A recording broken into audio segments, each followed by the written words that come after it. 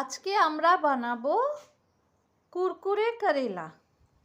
এর জন্য আমরা করলাগুলোকে খুব ছোট ছোট করে কেটে নিয়েছি, এরকম ছোট ছোট করে কেটে নিয়েছি এবং এর মধ্যে দিয়েছি রাইস পাউডার,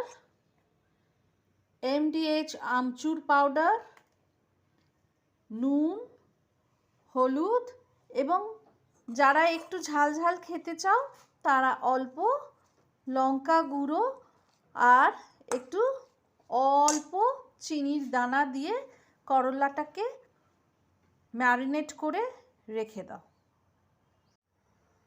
করলাটা ভালো করে ম্যারিনেট হয়ে গেছে, অনেকক্ষণ ম্যারিনেট করে রেখেছি। এইবারে আমরা কড়াইয়ে তেল দিয়ে নিয়েছি, অল্প তেল দিয়েছি এবং আস্তে আস্তে করলাগুলি এর মধ্যে ছেড়ে দেব।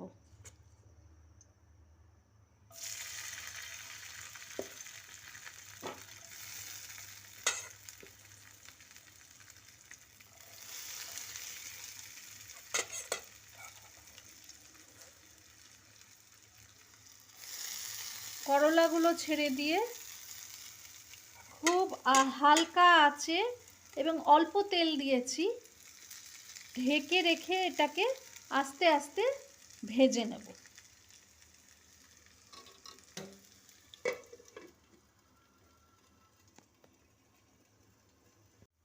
করলাগুলো একদম লাল করে ভেজে তুলেছি এবং এটা একদম ক্রিস্পি হয়ে গেছে।